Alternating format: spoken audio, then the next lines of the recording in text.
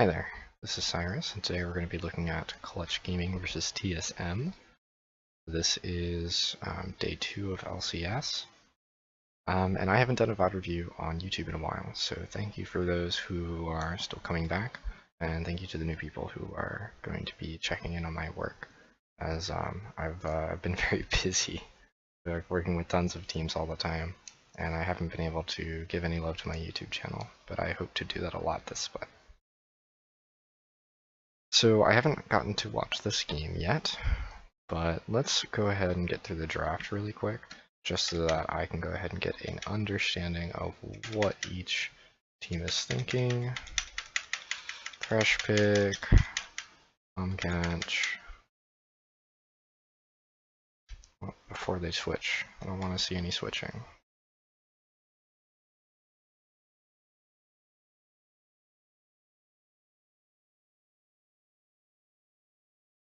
Okay, so we're at the end of the draft.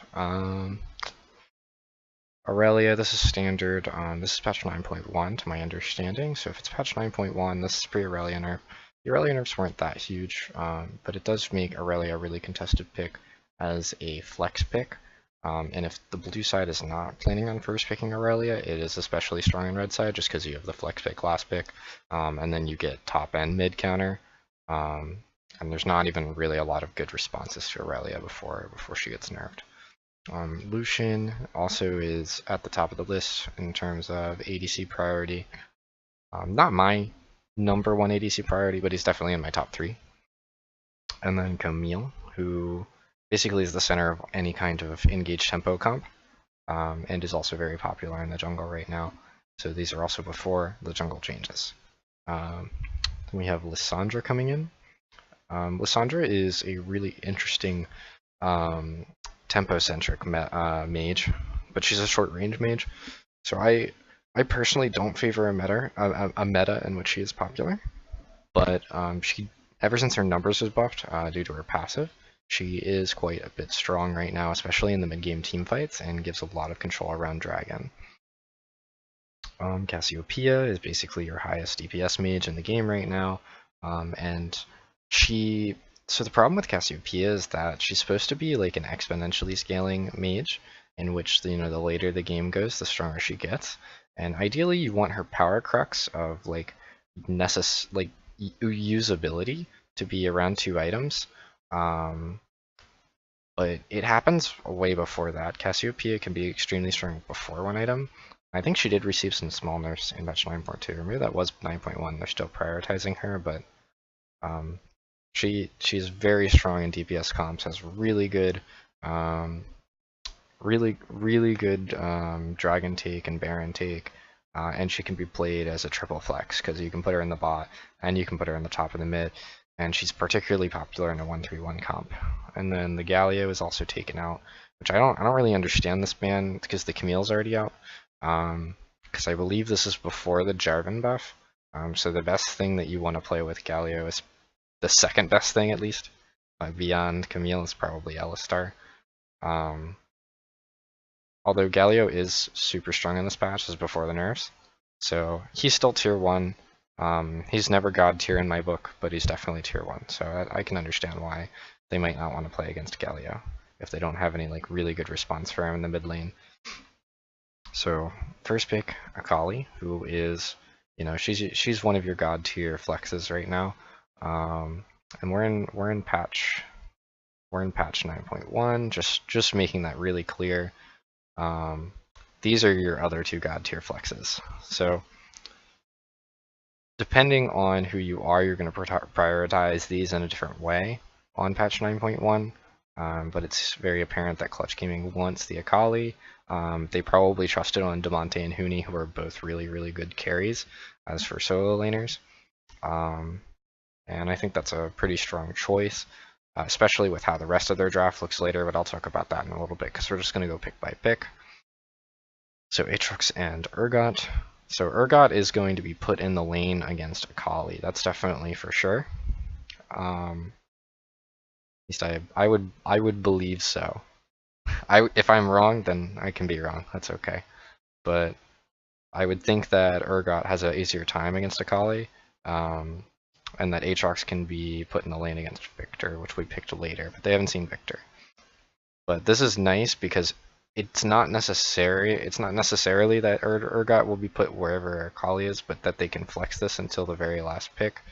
Because they don't need to show where these champions are. And in this patch, Aatrox is still used very much as a jungler, so this is not necessarily a laner either. Not necessarily, although he is probably like 90% of the time going to be in a lane. Okay, so Clutch Gaming goes ahead and they decide, okay, we're going to respond with our other solo laner, and then we're going to go ahead and respond with an ADC. So the Ezreal pick is key here. The Ezreal pick is interesting because it shows that Clutch Gaming wants to rely on their solo carries extremely, because they're picking someone who is a mid-game, high mobility kite caster. So almost put caster with a K. So when you have a kite caster, you're not actually looking to be the main damage output of the team, but you're looking to be really annoying. And that's always going to be a mid-game thing. Ezreal is particularly good at it, especially in this patch. I know that there is a newer build for Ezreal, the build changes every time the items change. But I would not be surprised to see that they probably get a 4-item Ezreal build, where his power spike ends up being at the 4-item rather than the 3-item. If you're looking at the power potential curves. TSM goes ahead and they respond with Kai'Sa, which is a very strong pick into Ezreal. Why this is because Kai'Sa is able to farm very easily in this lane. And to break that down pretty simply, like you can have early game champions, you can have mid game champions, and you can have late game champions. But the game is evolutionary, so it's never this simple. This is your very, very basic understanding of the game. So you can have early mid-game champions that are probably going to be good maybe between level 5 and level 11. And then you're going to have mid-late game champions, which aren't really good until level 9, but just get better and better, maybe until like level 16. And then you have your like 6-item champions, which are going to be super late, and then you're just like snowball champions, which really need gold and need to be ahead to be more useful. So Ezreal's like right here in the middle. Kai'Sa's back here. And it doesn't mean that Kai'Sa isn't strong here, it just means that she scales exponentially.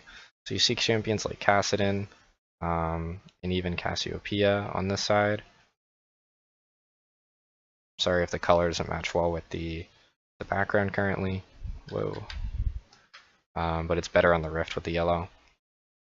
And then in your early game, you're looking at stuff like Pantheon. And even ones coming out in this game, Lee Sin, who is kind of early mid, but mainly early. So because Ezreal isn't particularly early game, he's not very good against Kai'Sa because he can't punish Kai'Sa in lane, and Kai'Sa is a fairly weak early game laning anyway. And because he's not very good late, he also can't mess with Kai'Sa late. So it gives him a time period of winning the game between like 15 and 25 minutes. So if he doesn't exit the 25-minute mark, assuming the game goes longer than that, without a pretty significant lead, then Ezreal's impact on the game will forever be less than Kai'Sa. So TSM's draft is looking a lot stronger right now just because they've secured a solo lane as a win. And they've secured a bottom lane carry that should, in theory, be much more useful. So before the second stage of bans come through, TSM is looking a lot more hot, but that doesn't necessarily mean a whole lot. So second stage of bans, we see Braum come out, which is interesting. I don't know Vulcan as a player. To be honest, I watch a lot more EU, LCS, and LPL than I do NA. However, this split on NA does look quite interesting. This might be a ban targeted at him, and a ban that targeted at protecting Sven. Maybe this is called by Sven, because I don't think that this Braum is necessary unless they have any like plans at pulling out something that Braum is going to particularly be good against, which I don't see in this case. You don't have any like projectile-based carries. Like, sure, it's great against Kai'Sa, but it's not like changing the game with a huge impact. and it's not your biggest tank either. Clutch wants to take away any engage tools from TSM, because if you look here, TSM has no good engage tools. So there's two ways they can get engage tools right now. It's from the jungle and from the support. And what they want is they want one in the support role. However, or they want one in both roles, but it doesn't really matter. Clutch Gaming wants to get rid of the one in the support role. I actually disagree with this. This is not what I would have done. I would have banned junglers like Gragas and Sejuani, since these are going to be your like biggest engage tools that would be really good with the enemy team, that would help them scale, as well as just like help the game get going. Because if you have any plans of picking Tahm Kench Ezreal, then you're probably not worrying about kind of any early or mid game engage before like maybe 12 to 15 minutes.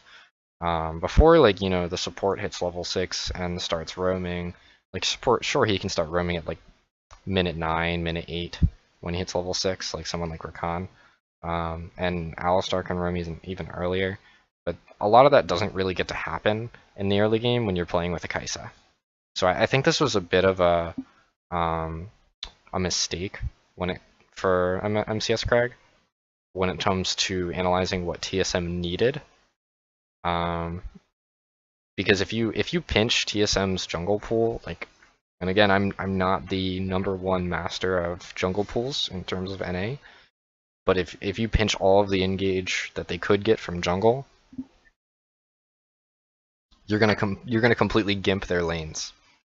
So their solo lanes, Bjergsen and Broken Blade, are gonna have a lot more trouble, assuming that they don't have a really strong jungler to try and get them ahead. So what you really want to do is win the 2v2. And that's going to be really difficult if they have really strong engage and then really, really, really strong solo laners. Especially when you're already losing a solo lane. So that's just my opinion. That's how I believe that the draft should have gone for Clutch Gaming. But it doesn't really matter. It's all really about how the game is played. TSM decides to opt into a Thresh.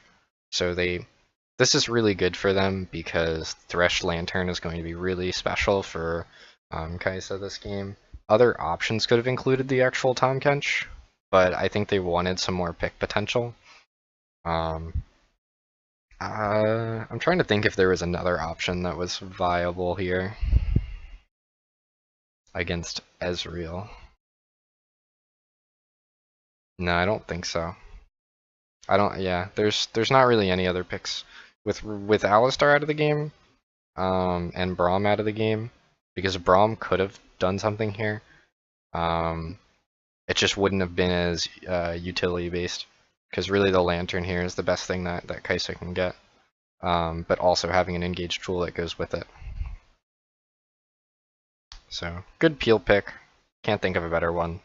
Then Clutch goes ahead and they respond with Tahm Kench and Lee Sin. So along with what happens here, Xin Zhao's out of the game.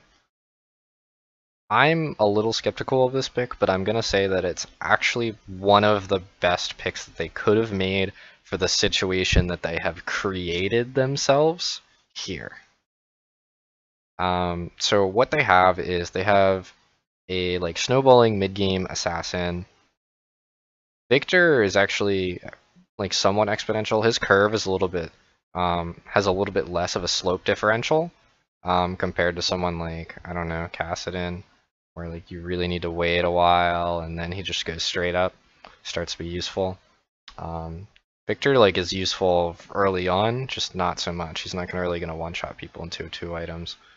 So you pick someone who's going to be able to carry that early game and who's possibly going to be able to help out all 3 lanes. So you're looking at extreme mobility, early game damage, early game control.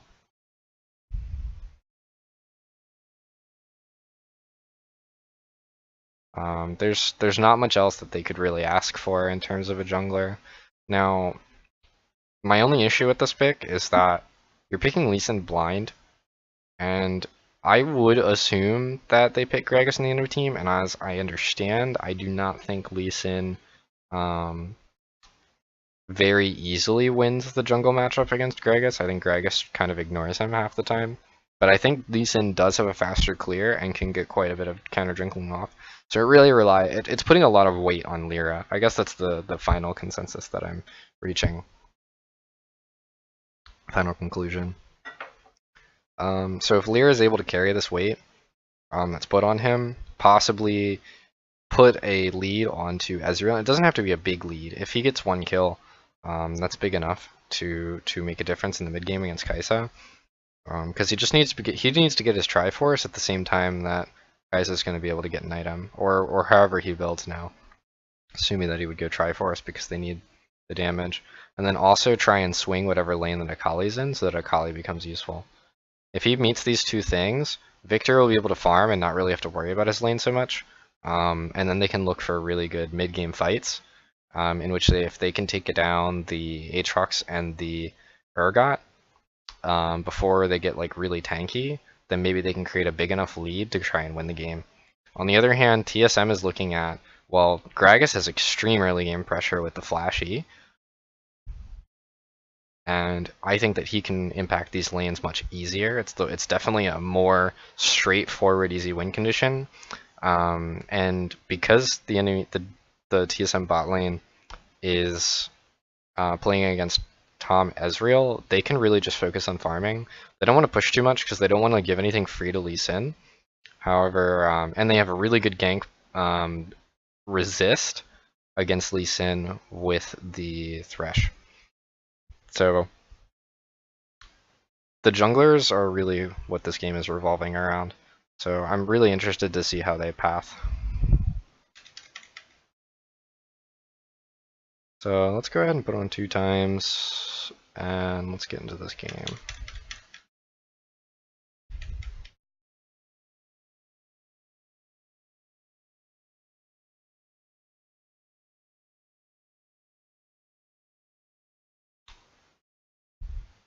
Okay, so Urgot is going against Akali, and then you have Aatrox against Victor. I find it interesting that these are in the opposite lanes that I would have expected them. But that's perfectly fine. They're the right matchups. I just expected them to be vice versa in terms of lane.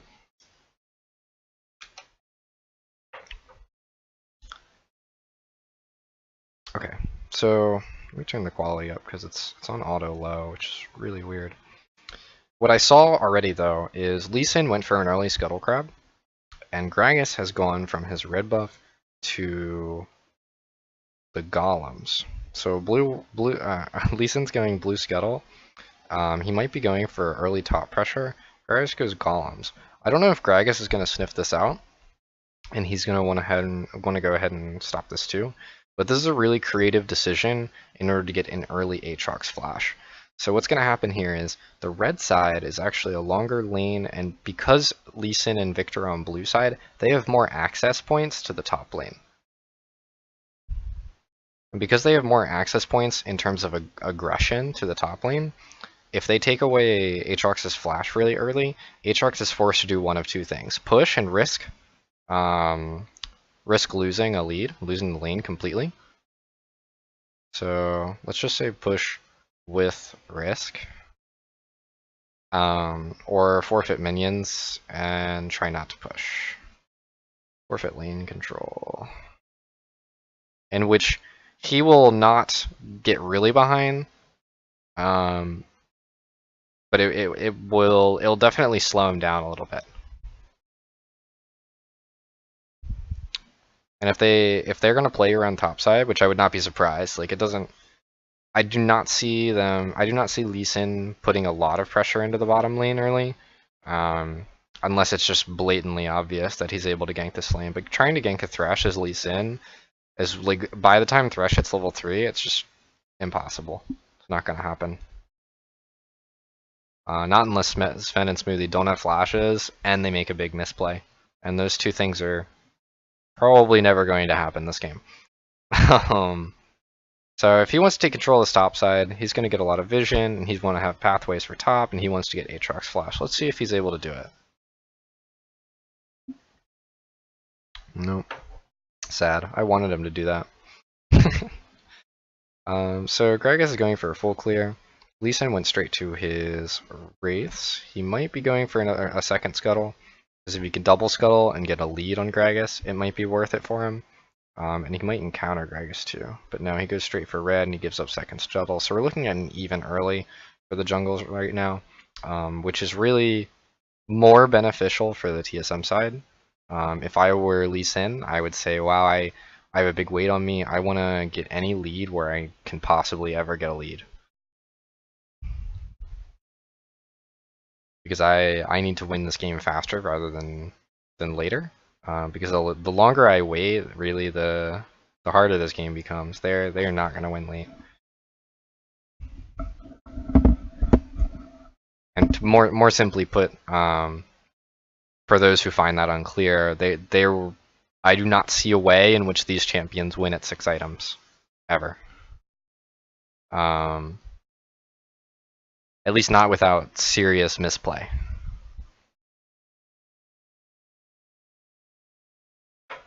So that's what we expect to happen in the bottom lane. Ezreal's a poke mage, and Kai'Sa really just wants to farm. So as long as she's able to farm, she's perfectly fine. Bjergsen's trying to put a lot of pressure onto Damonte. The more minions he can make Damonte miss, the later that Damonte will hit his mid-game power spike, and that would be your Hextech Gunblade, and the easier it would be for them to win the game. So everything's going really fast right now, but I just want to label that in top lane, nobody has summoners now. Because nobody has summoners, it would be incentivized for Lee Sin to definitely go top lane, because he really needs to switch this lane into Victor's favor. And I do not know how easy that is now, because now that Broken Blade's level 6, sorry, I do not know how that 2v2 goes. But I would assume that it would be in the favor of TSM. So, like, literally minute by minute, the win conditions for clutch gaming seem to be thinning out, at least in my perspective.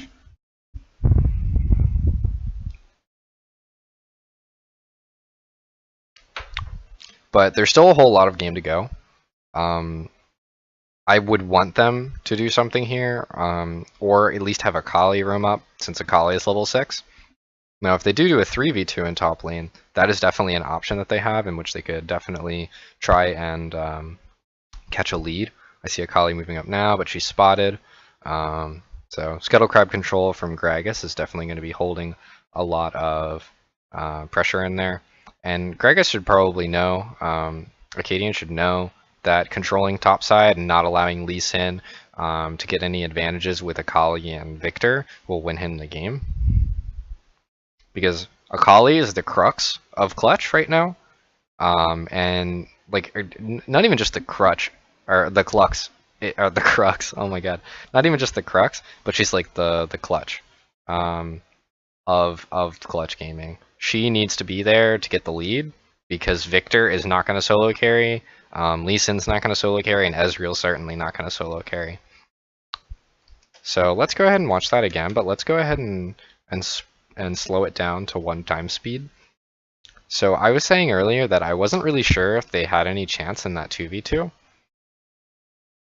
So Lyra's sniffing out a gank here. He wants a lane gank, and he's not exactly sure. If I were to go back, I would not be sure if Gragas was here. Let me see. Would it be possible for him to know that Gragas would be top? So Gragas was spotted at 627, and what that means is that Lee Sin should know that he's farming his bottom side, and if Lee Sin knows that he's farming his bottom side, then he knows the next minute Gragas will be moving top. He also is aware that Gragas' red buff was spawning, meaning that if he knows that Gragas is going to be top, then Gragas should still be on top side at 7 minutes 54. So this is where Lee Sin is hovering. Now he would assume that Gragas is on top side because Gragas recently took his red buff, and Gragas has no incentive to go bottom side. The only incentive for Gragas to go bottom side would be to maybe look for a gank on Ezreal, but if Gragas was going to go bottom side anyway, you might see him in the river here because this would be his fastest pathway from red buff. Right there. So at this point, you might have already seen him in that ward, or even shortly from now, maybe a few seconds from now. I'm obviously not the best League of Legends player. I'm just making a quick analysis. So I don't know how much distance that is exactly off the top of my head, but that's how I would make this assumption that Gragas is probably topside. So Lyra, if I have a lot of faith in Lyra, I would think that Lyra should know that Gragas is top right now, and it is possible that he could be looking for a 2v2. Now, the best part about this 2v2 is if Lyra makes the first jump, then it will be a 2v1, and then maybe like 3 to 4 seconds later, it will be a 2v2. So you get the jump on them, and then you'll have a slight advantage, which might make it even in terms of chance.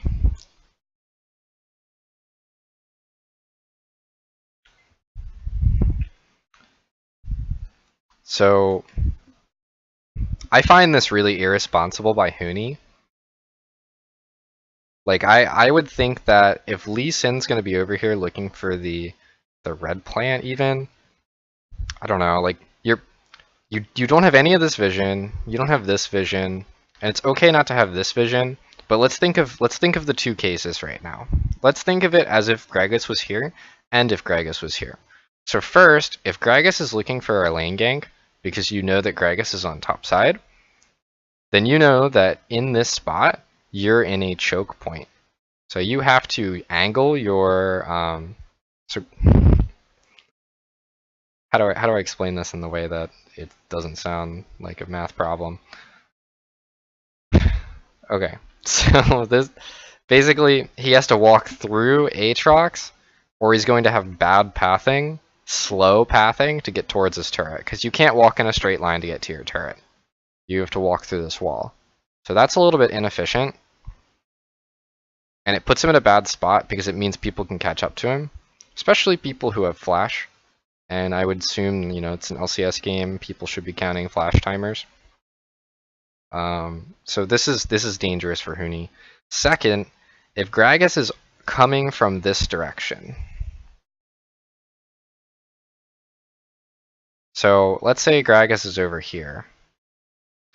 What could happen is Broken Blade starts the fight here, and he's being surrounded by Victor on one side and Lee Sin on the other, because Lee Sin red plants over.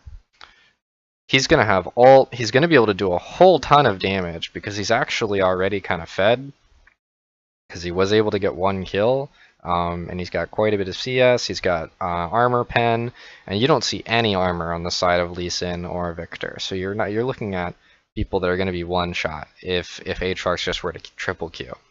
So Aatrox already has ult, you know, or no, he doesn't have ult. Okay, sorry, I was misreading the situation.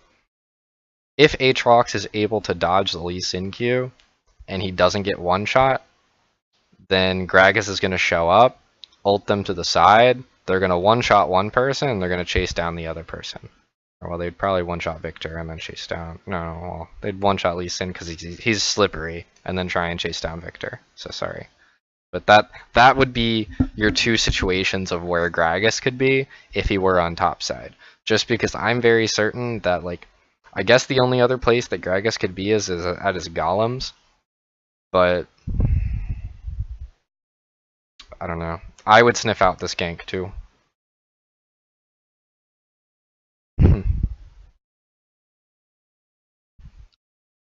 I find this really risky for CG. So let me just like revise the win condition here for CG, just because I find that really important right now. Victor is not necessary to get ahead.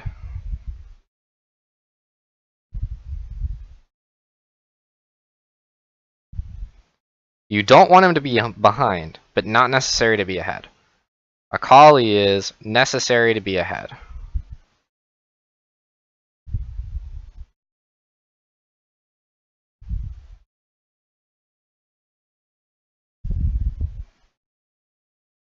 So, and then you have Ezreal, who is not necessary to be ahead. Because in the mid game, he will be useful.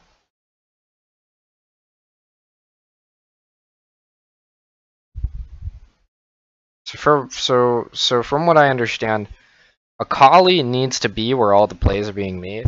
Not only does she need to be there, but she's probably one of your strongest early, like she's an early mid game assassin, and then Lee Sin's an early mid game assassin. So these are where your highest damage outputs are coming from.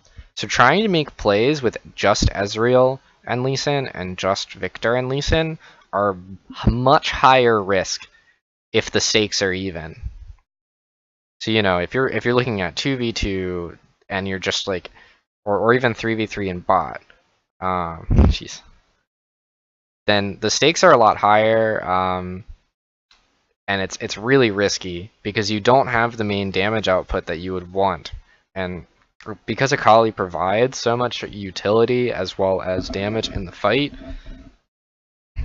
I don't know, I wouldn't be making plays without her without actual knowledge. So real knowledge and implied knowledge.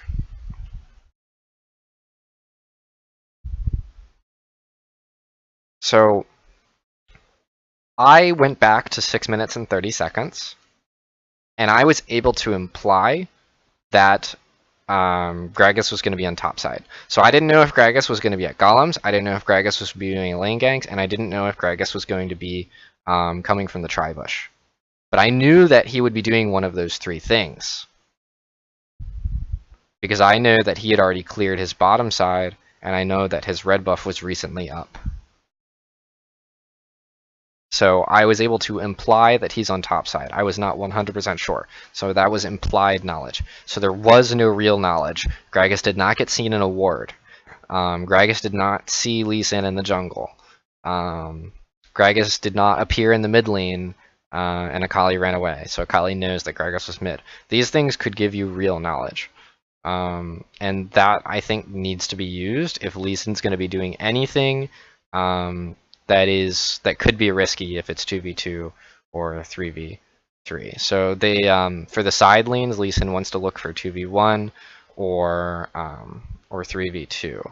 Now, I do still think that Akali, even after this play happens, Akali might be able to do something 3v2. So Akali roams with Lee Sin, and I call that a roaming unit. What Akali does, she tries to take the push in mid lane, if possible, because she's probably not going to kill Urgot. Let's just face it. And she can go ahead and move to another lane and try and get an advantage in the other lane. So if she can't win her own lane, she can win someone else's lane. She could take the jungle's help, and then they can make much more safer plays like that.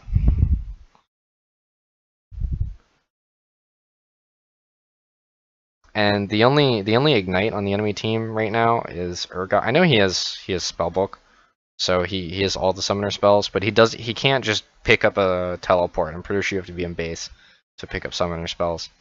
So especially when he doesn't have teleport, if he doesn't see something immediately because Akali cleared the wave, he doesn't know which side of the map he would be going to, then Akali has an advantage. And that means that maybe Akali or Lee Sin should be carrying a red trinket, because they need to be sweeping the sides of mid in their jungle early, like all the time.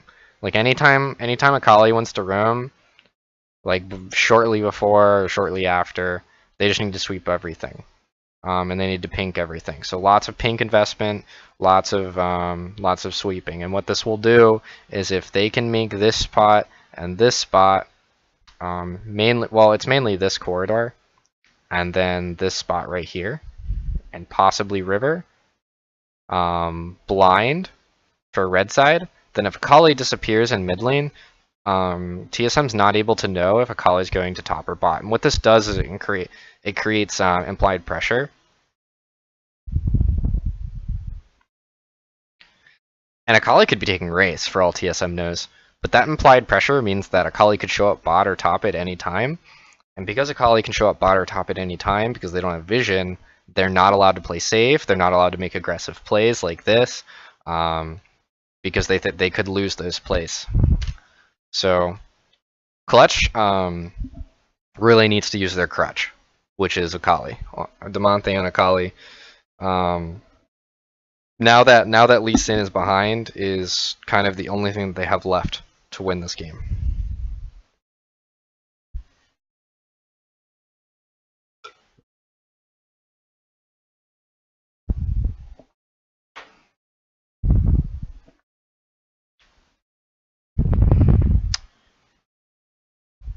That's also like a little bit unfortunate. Not that Akali has a really long ult cooldown, but they want to be using that ult cooldown, if possible, as often as possible in other lanes.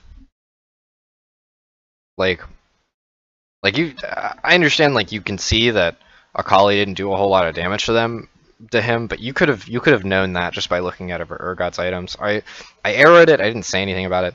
I arrowed it several times on the screen, so that you saw that Urgot has Spectre's Cowl. It's going to be pretty impossible for Akali to kill him, even with Lee Sin's help, because Lee Sin just doesn't provide that much damage. Oh, here's the play again. Let me get that right there. So just for the earlier play, Gragas could have come from here, Gragas could be here, Gragas could be over there. But Gragas cannot be here. Just so you guys know, Gragas could not have been there, because they have river warded. Unless he came from over the wall, but then he has no E, and that's really inefficient. We don't expect players to be inefficient unless they're like making time and they have a lot of real knowledge.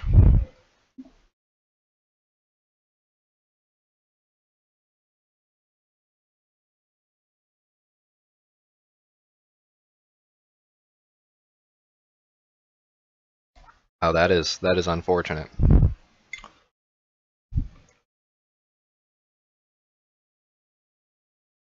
Yeah, there's not a lot that he can do in top lane now.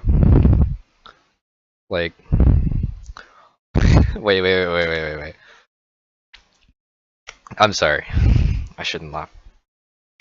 If there's something that I would do as a immobile,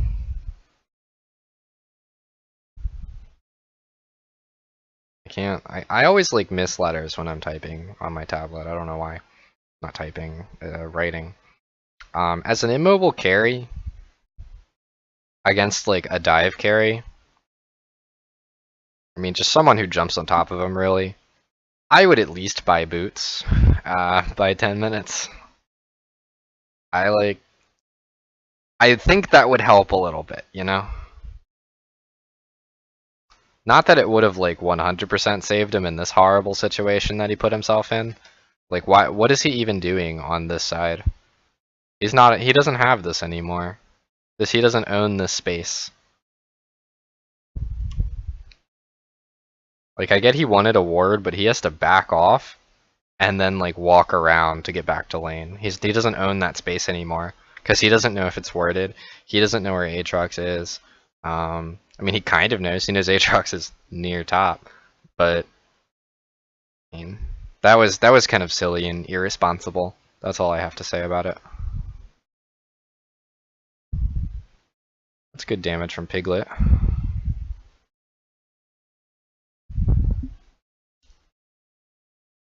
I really like Piglet as a player, actually. Although I'm not very happy to see him on Ezreal. It's not that he can't play Ezreal. I just think that he's really good, and he's really good at playing carries. But I don't work with the dude, so I don't know what he wants to play, or what he plays the most. I don't even know his solo queue account.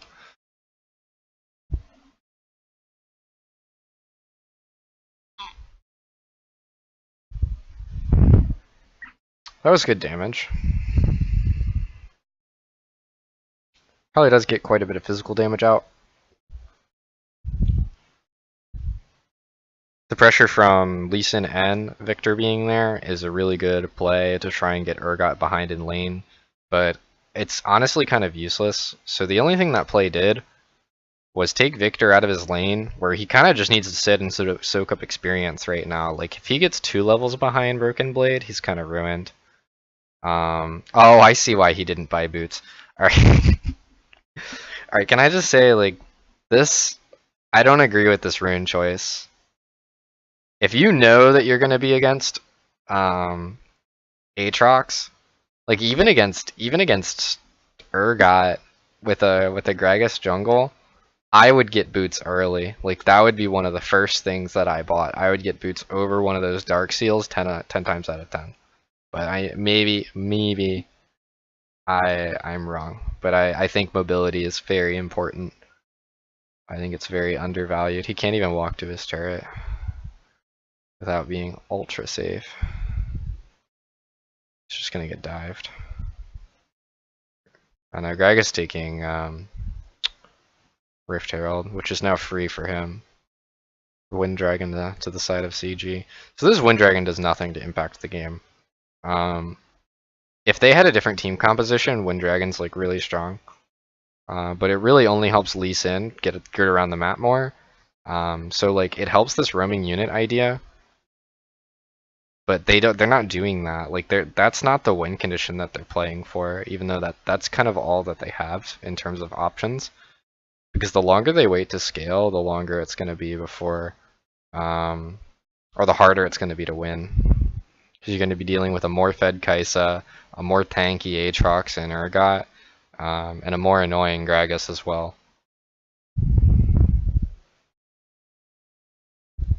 So first blood tower to TSM, and we're not quite at a state of the game point yet where I'll just like stop and talk about both teams' win conditions and what they need to do. I'll do that at 15 minutes. I love Dom Kench, but it's not that big of a gold lead. But in terms of pressure and capability, and when I say capability, more specifically or more like properly, what I mean is available or viable options. Or well, I guess you always have available options, but more specifically available and viable options. So they have to be available and viable at the same time.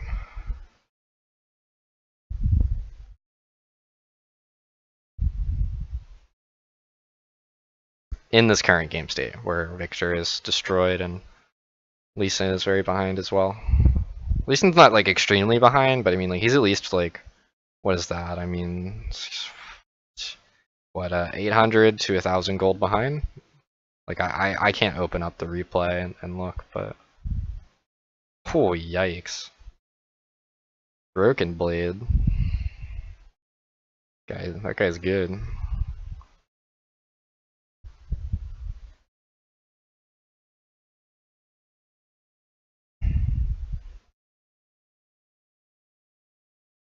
So Piglet's up on CS, which is really good, but it's not really gonna change the game a whole lot unless he's got like a really big lead. And he's actually going for Frozen Gauntlet instead of Triforce, and Triforce is really the snowbally route. Gauntlet is like he will be playing the kite caster role now. So as the kite caster, what his goal is really just be annoying and slow these guys down. So they're going to be picking away at the front line, which is not their win condition, by the way. They only have one champion that can do that. Like Victor has his E, which is like somewhat long range, but it's not very easy to hit at like very max range. Like yeah, you could place it on top of people. What I mean is like if Victor's here, and you could place E here. I'm talking about hitting it when it does the line, which is all the way over there, because it goes kind of slow. I mean that might even be a little bit longer than what it really is in terms of summoner map length, but I'm just guessing. I haven't played Victor in years.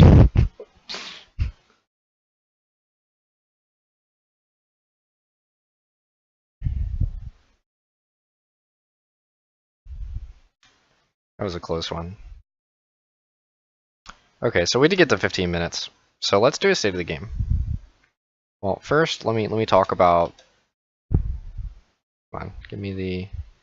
Okay, 26 to 27.5. Let's do that. 26K to 27.5. So this is obviously not a very big difference.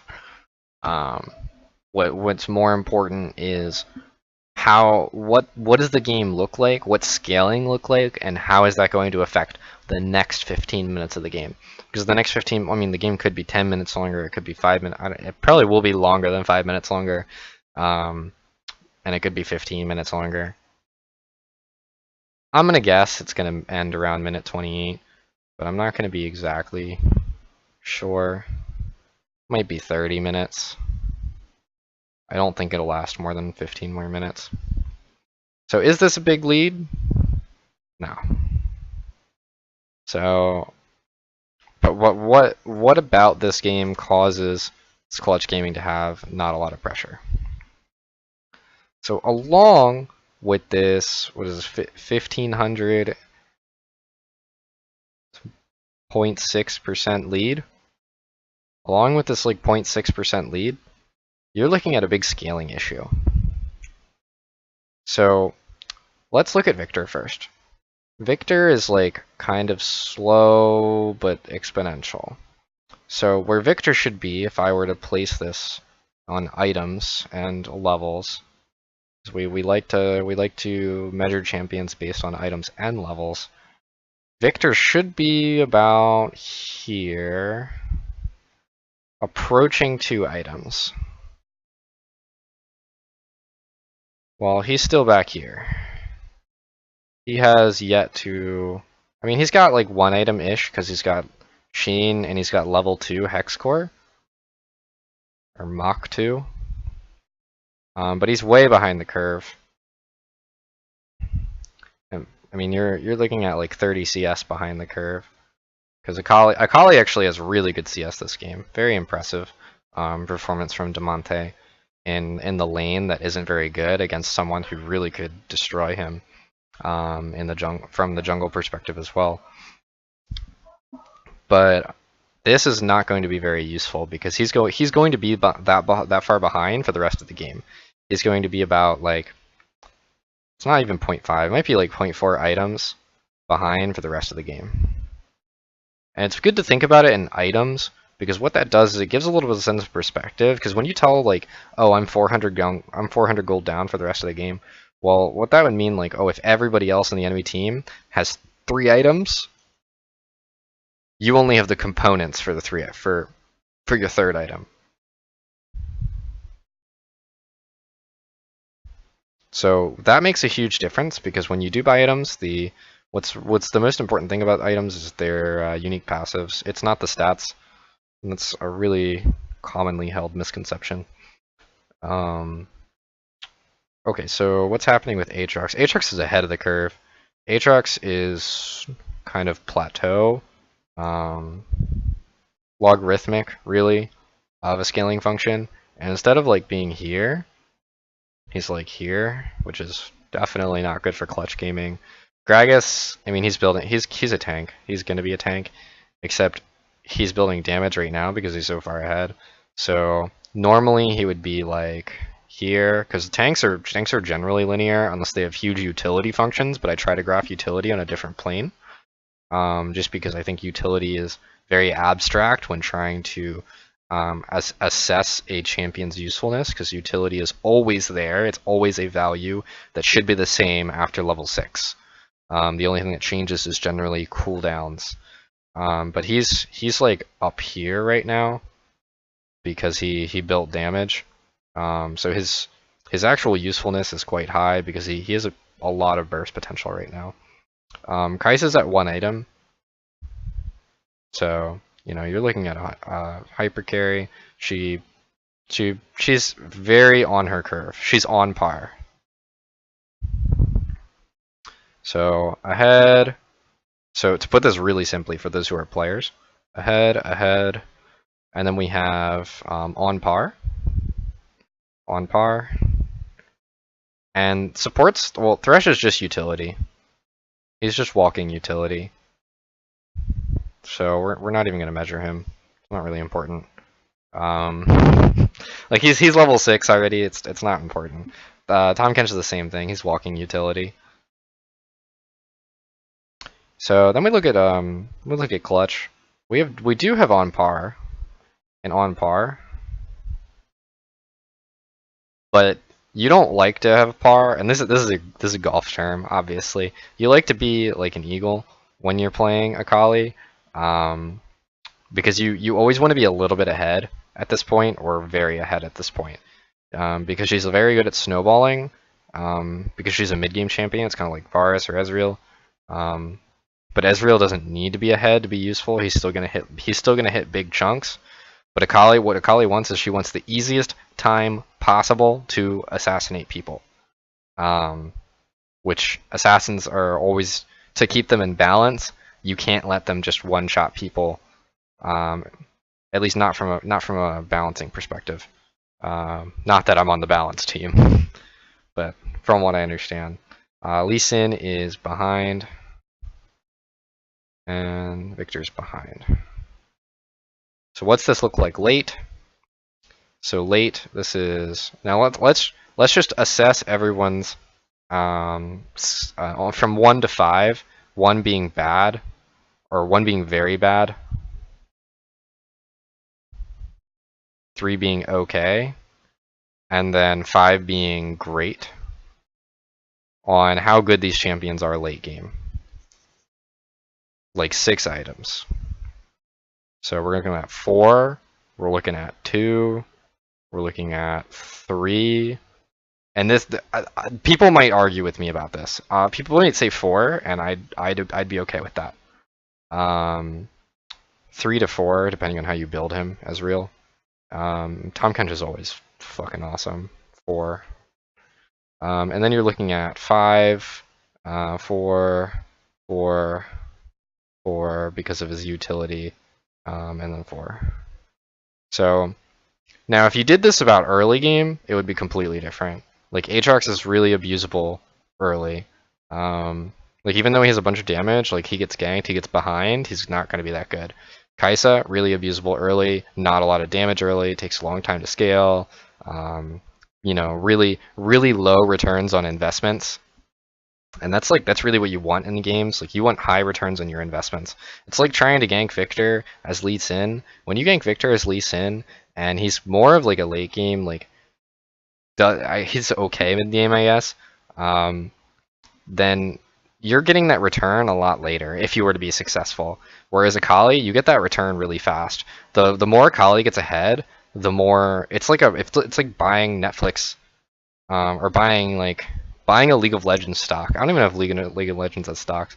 Buying a League of Legends stock for like $1 and it's worth like 50 the next day. Like, you know, but then you bought it the day before Season 3 Worlds, and Season 3 Worlds happened, and they just fucking boomed. Like, you know, something like that. There's not a lot of, the return on the investments is slow or fast. Your fast returns and slow returns, and it really shows like how a team wants to play. If Lee Sin is a lot more apt to trying to get slow returns, rather than fast returns, and how that should talk about whether or not Clutch was drafting correctly. Because the longer this game goes, as I said, and I know I'm dragging on a lot with a lot of this information, but I'm just trying to get to the conclusion of where Clutch should be, how their draft could have been different, to further cater to how the players play, so that their lead on TSM could have been more taken advantage of. Or, well, they never got a lead, but they could have gotten a lead. They do have a lead in terms of, like, Akali is ahead of Urgot, which is impressive. Like, playing around Demonte is definitely something that I would do. Playing around Piglet is something that I definitely would do. Because, like, Kai'Sa usually doesn't worry too much about this matchup. But he did have a small CS differential, maybe about 10 for a little bit, and that's pretty good.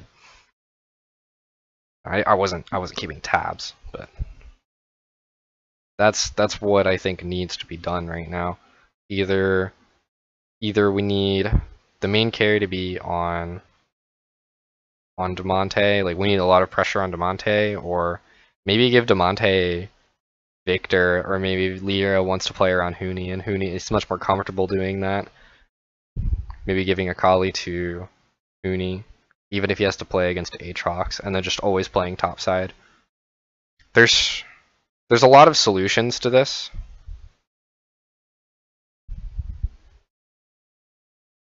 But I'm not exactly sure what the best one could be, because I'm not behind the scenes on Clutch, and I'm not behind the scenes on TSM, but TSM definitely look a lot more clear and focused.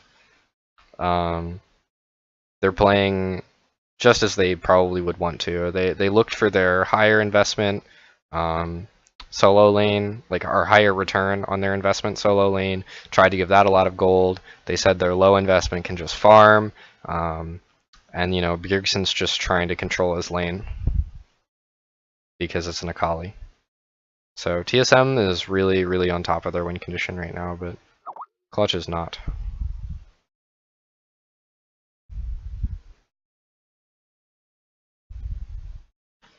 So let's go ahead and speed up the game.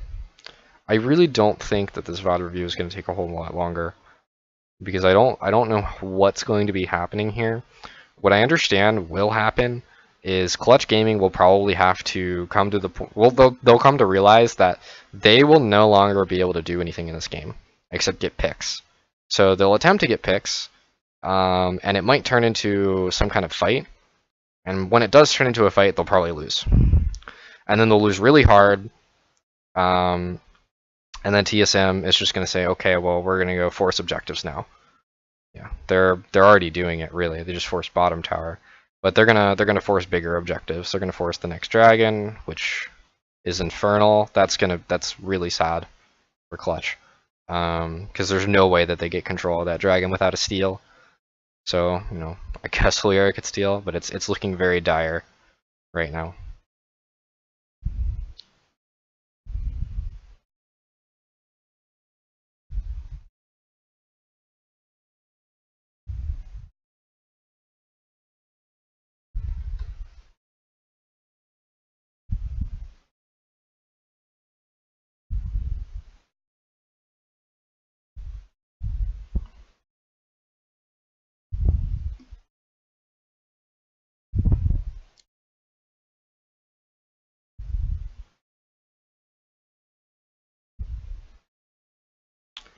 Well, I don't want to keep the game. I don't want to keep the commentary completely silent.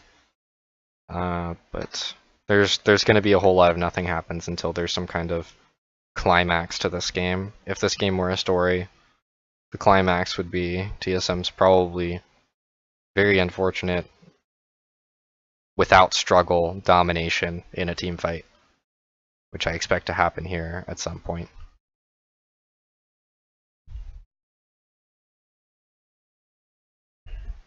So it is good for Clutch to go ahead and try and get as much vision control around this dragon as possible.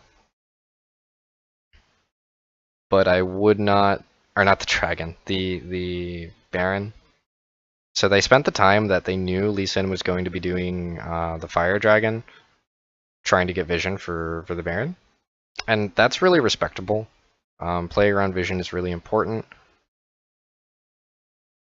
And the vision throughout the entire game was somewhat standard. It wasn't amazing, but it wasn't going to be improved a whole lot or idealized in any manner, except for the way that they could have played around mid. Or not played around mid, but had mid play around everybody else. At least very roughly said. So TSM very calmly goes ahead and says, well, we're going to take control of the lane, we're going to take control of the vision, we don't care if we lose an Aatrox ult. And Damonte decides to make a play. That was very well done. I like this guy. This gives a little bit of gold to Clutch, which is really important, So you're evening up the game state. TSM's going to be a little far ahead with the Fire Dragon because it's actually giving them a lot of pressure. In terms of like it's giving them a lot of stats, which is going to be particularly utilized in Kai'sa because she's got a very interesting hybrid build. So that will be very unfortunate for Clutch. But being able to keep up with the gold lead that they had lost earlier will definitely lengthen the time in which they will be able to be useful this game. Because ideally, Ezreal is very good at this point in time in the game. He has 3 items.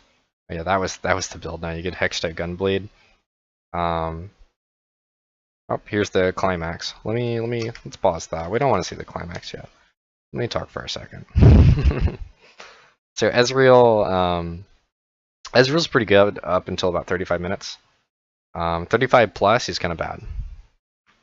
That's when he starts to kind of fall off a little bit. I don't know about this new build.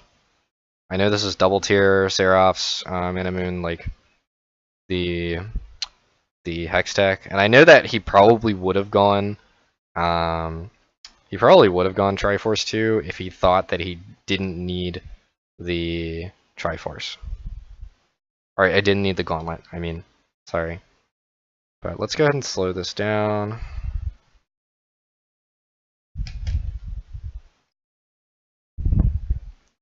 TSM very calmly making their game choice. Trying to figure out what item they bought that made them actually want to make this play now. Because it looks like they didn't pick up anything really special. Usually you want to fight around like recently bought like really important items. But looks like that didn't happen. Monte's actually performing really well in this fight.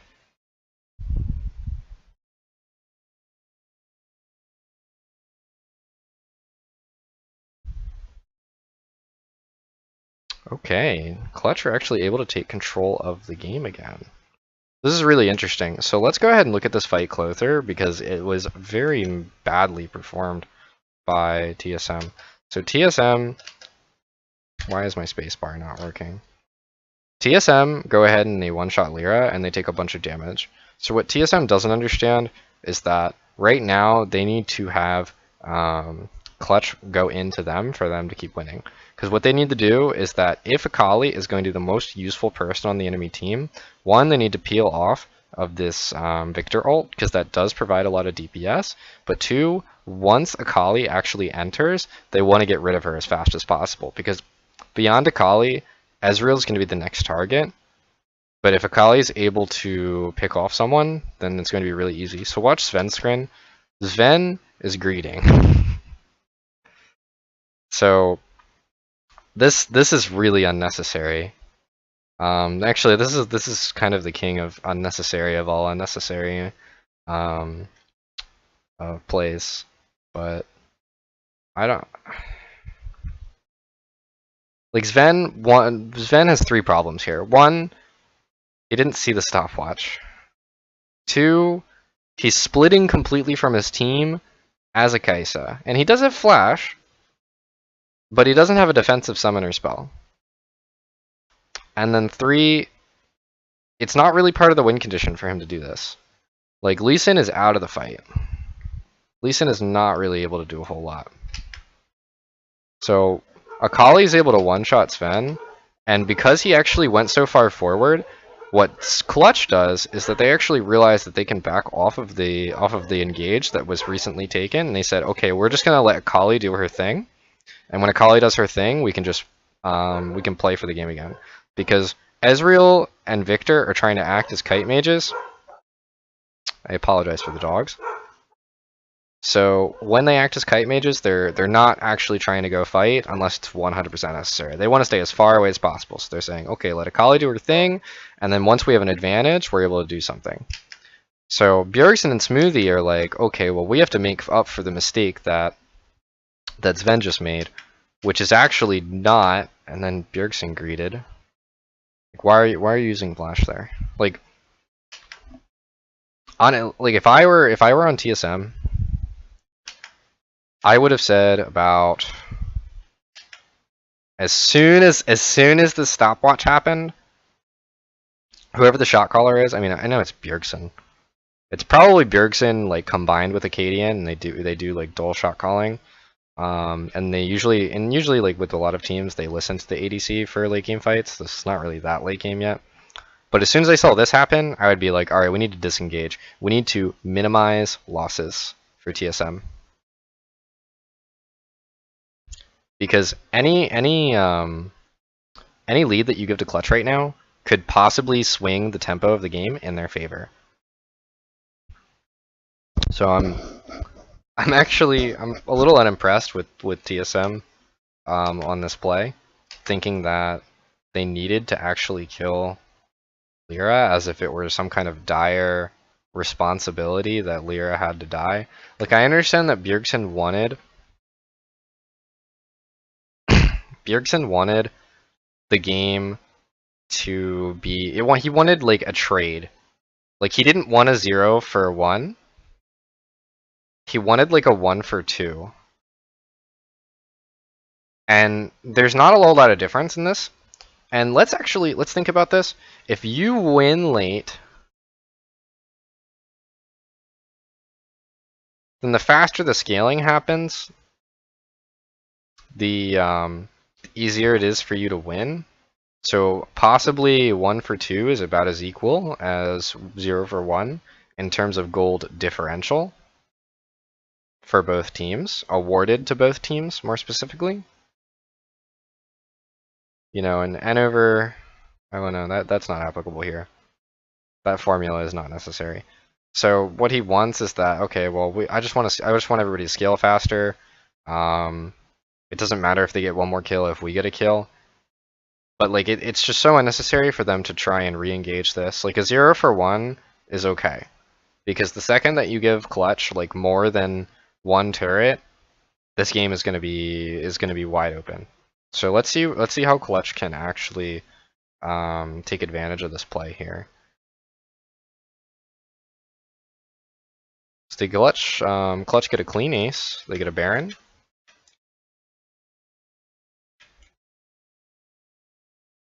It's the replay of that very unfortunate fight. So here's why this game took so long. Because ideally TSM didn't make an error like that. And they weren't fighting on their items either. Like as I was saying, usually you want to fight, like you want to set up a fight when you've recently gotten really important items. And Gragas is building full AP, so I have no idea what it's almost like he's trolling. It's not necessary for him to have a whole lot of damage. Like 2 damage items. Okay, you know what? I'll give it to you. 3 damage items. Not really ideal. I mean, maybe it is, but I wouldn't think so. But okay, Gragas had these 2 items. That's fine. I think Aatrox was finishing Drakthar, or he was finishing Black Cleaver. I'm not exactly sure which one he was finishing. I think I'll just go back. Matt. Come on. Give me back there.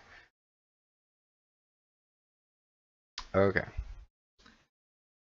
Oh no. Urgot was not finishing an item. Oh, they had items. I'm a liar. Oh no, that's after they died. I could have swore that they were finishing items. Oh, okay, I'm right. So he was finishing Drakthar. He didn't have Righteous Glory yet.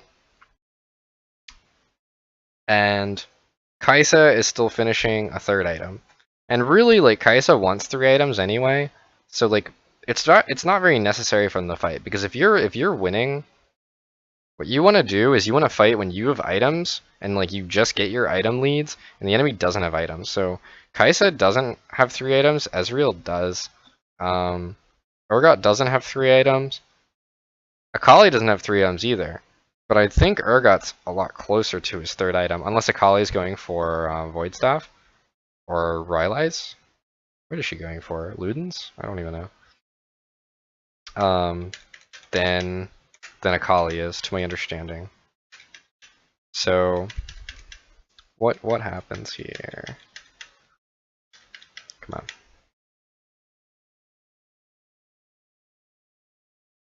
So this is huge for clutch. Hold on, how did this happen? I'm very like unhappy with how the replay system did not allow me to see like anything in between that fight and now. That fight was, you know, a minute and a half ago, maybe longer, maybe it was 2 minutes ago, and I'm just now getting to see the game again. But Aatrox goes ahead and picks up bot inner tower for enemy for his own top tower, which I guess is okay. TSM is just trying to keep lanes pushed as possible.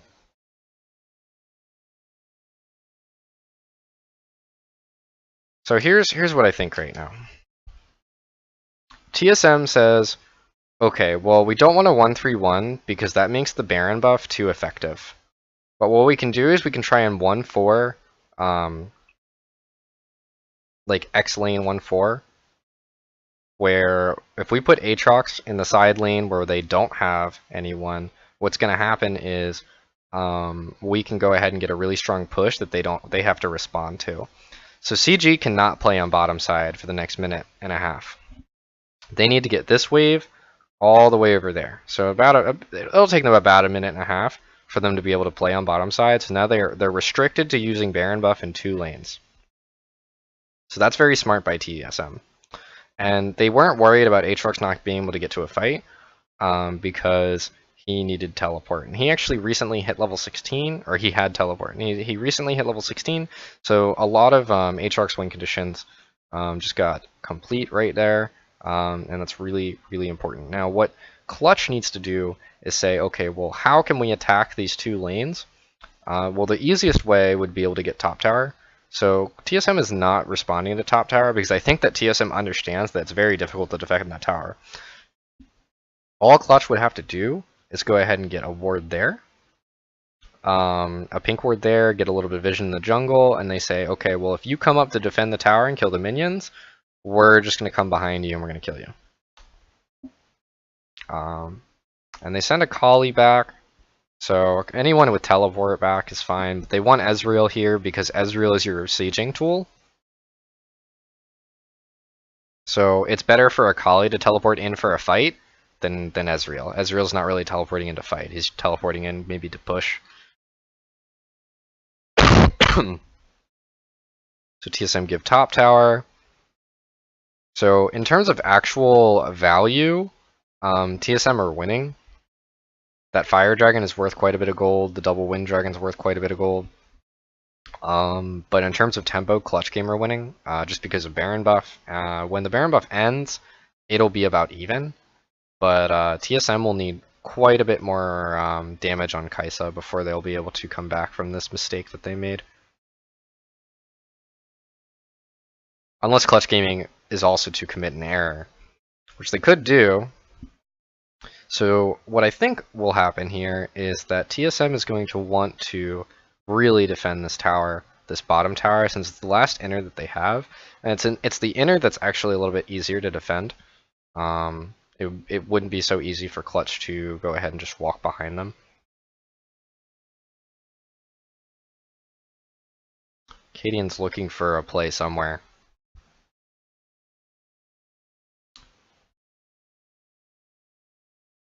So Akali's just wasting their time right now.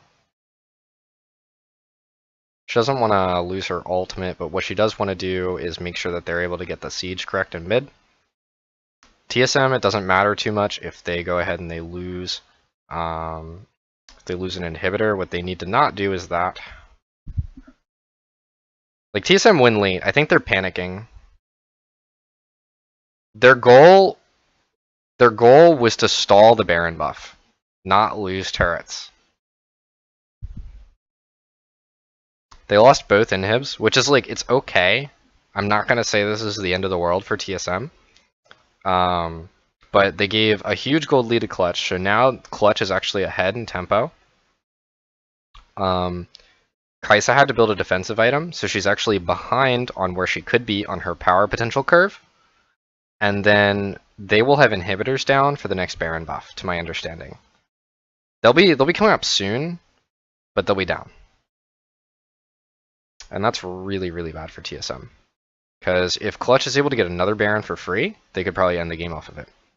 So what's going to happen here is we're probably going to pass another 5 minutes, or well, it'll be about 4 minutes before Baron spawns. And TSM is probably going to have to be forced to pull a fight. And if they're able to kill Akali without Akali being able to commit assassination, then they can win the fight. And if they aren't able to kill Akali without that happening, then they probably won't be able to do something. I do not know why Bjergsen's charging in. I know that they know Akali's mid and that she has teleport, so there should not be any reason that they're panicking to make a play right now. They do not need to panic. They just need to very calmly figure out what they can do.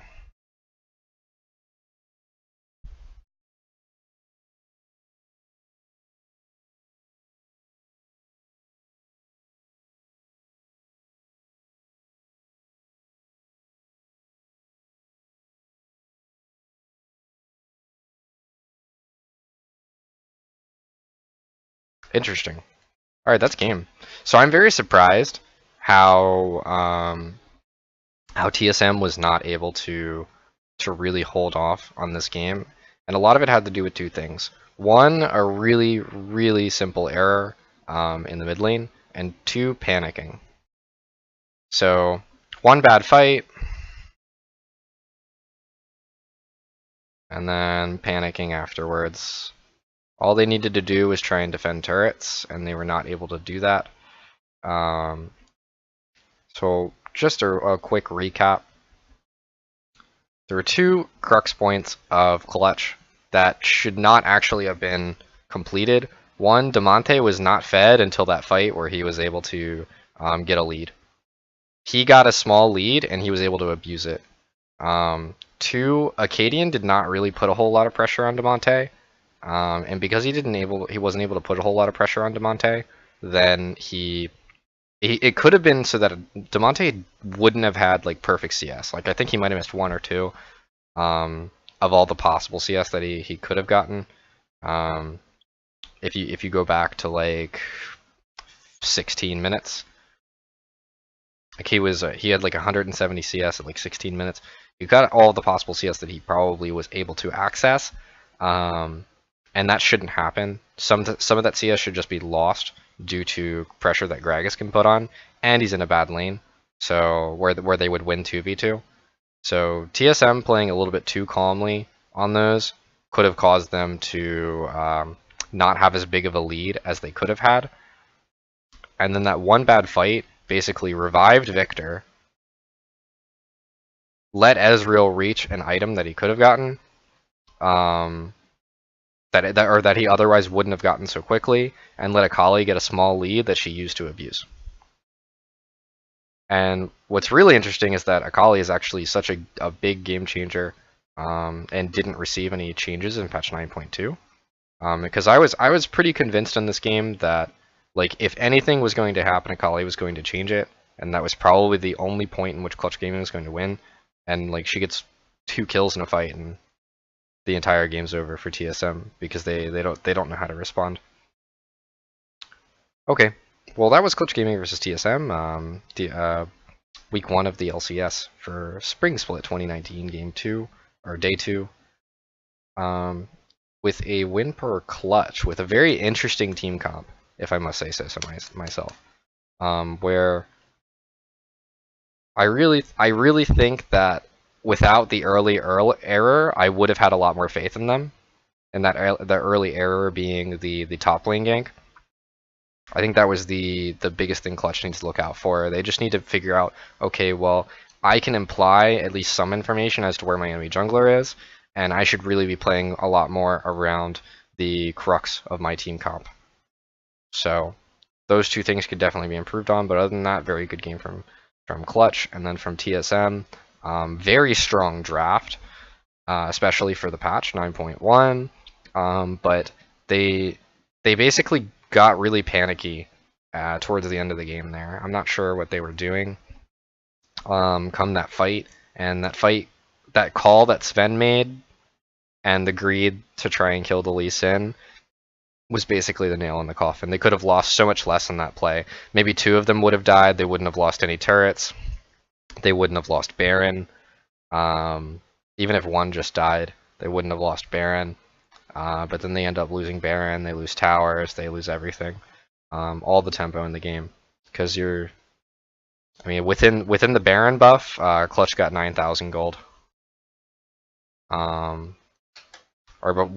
Right before the fight before the Baron buff and the Baron buff play, the Baron power play, as the Riot desk would call it, gave them a net 9,000 gold over that time period, which definitely super forced them into the game as being ahead. So very, very good. Anyway, thank you for watching. I know it was probably a little long. I don't know how much time I took, but I hope you do stop by again.